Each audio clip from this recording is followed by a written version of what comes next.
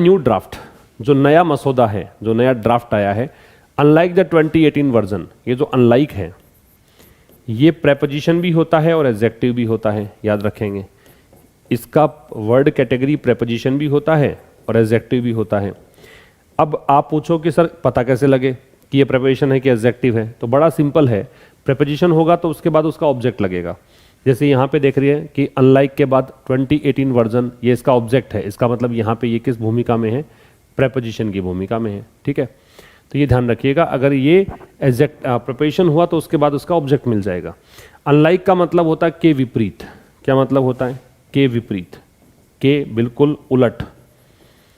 ठीक है, तो क्या कह रहा है, जो नया ड्राफ्ट है वो 2018 वाला प्रारूप था ना, उसके बिल्कुल उल्टा। मतलब 18 में वो विशेषताएं थी, वो इसमें नहीं है। क्या नहीं है? अब अगर मैं इसको हटा दूं यहां से लेकर यहां तक, तो सीधा जोड़िए, the new draft does not refer to. Refer to का मतलब होता है संकेत करना, प्रसंग बताना। ठीक है, रेफर के साथ टू लगेगा। की मतलब इंपॉर्टेंट। डेटा प्रोटेक्शन प्रिंसिपल्स का मतलब है डेटा को संरक्षण के जो सिद्धांत हैं, जैसे कि कलेक्शन लिमिटेशन की, कितना डेटा आप इकट्ठा कर सकते हो, क्या लिमिटेशन है। ऑब्लिगेशंस का मतलब होता है बाध्यता।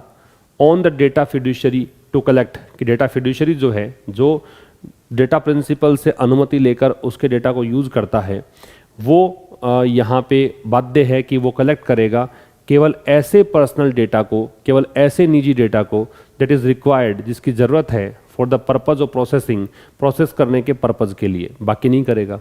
ठीक है, सब्जेक्ट है न्यू ड्राफ्ट, वर्ब है डज नॉट रेफर, रेफर के साथ टू लगता है। की जब एडजेक्टिव के रूप में होता है तो इसका मतलब होता है मुख्य, महत्वपूर्ण, इंपॉर्टेंट। ऑब्लिगेशन का मतलब अनिवार्यता या बाध्यता होती है। ठीक है, तो नया ड्राफ्ट जो है 2018 का जो प्रारूप था या इनकारनेशन था, या एक वर्ड हमने देखा था आज, उसके अकॉर्डिंग देखिए यहाँ पे हमने एक शब्द देखा था शुरू में, इटरेशन। वैसे इटरेशन का मतलब दोहराना होता है, रिपीटेशन होता है, लेकिन यहाँ पे इसका मतलब वर्जन था, इनकारनेशन था। तो 2018 के वर्जन के बिल्कुल विपरीत ये जो नया मसौदा है वो यहाँ पे रेफर नहीं करता है किस महत्वपूर्ण डेटा प्रोटेक्शन प्रिंसिपल्स को, जैसे कि लिमिटेशन कलेक्शन की। मतलब 2018 वाला में था कि कलेक्शन की लिमिटेशन थी, आप डेटा कौन कौन से कलेक्ट करोगे, उस पर कुछ बाध्यताएं थी, उस पर कुछ बाउंड्रीज थी, और वहाँ पे अनिवार्यता थी या बाध्यता थी डेटा फिड्यूशरी के लिए कि वो केवल ऐसे पर्सनल डेटा को इकट्ठा कर सकता है जिसकी ज़रूरत है प्रोसेसिंग के पर्पज़ के लिए, लेकिन इस वाले ड्राफ्ट में ये विशेषता नहीं है। ठीक है, इट ऑल्सो डज, इट की वर्ब डज है। याद रखें, ऑल्सो का प्रयोग है वो मैन वर्ब से पहले होता है। ऑल्सो कहाँ आता है?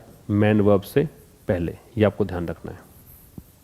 तो क्या कह रहा है, it also does not include obligations, मतलब इट इस नए ड्राफ्ट के लिए आ रहा है, ये यहाँ पे ये भी इंक्लूड नहीं करता। ऑब्लिगेशंस मतलब जो बाध्यताएं थी 18 वाले में, वो बाध्यताएं इसमें नहीं है। किसकी बाध्यता, किस पर थी बाध्यता?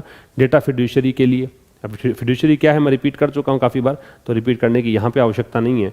टू इन्फॉर्म प्रिंसिपल्स, कि वो डेटा के मालिक को इन्फॉर्म करे किस बारे में, कि डेटा शेयर की रिसिपिएंट्स कौन कौन है, किस किस को डेटा तुमने भेजा है, किससे डेटा आपने शेयर किया है, ड्यूरेशन ऑफ स्टोरेज, कितने समय तक डेटा को स्टोर रखोगे, एटसेट्रा इत्यादि। ठीक है, इट की वर्ब डज है, ऑल्सो का प्रयोग मैन वर्ब से पहले होता है। बाकी बहुत सिंपल सी बातें इसमें थी, स्क्रीनशॉट आप इसका ले सकते हैं।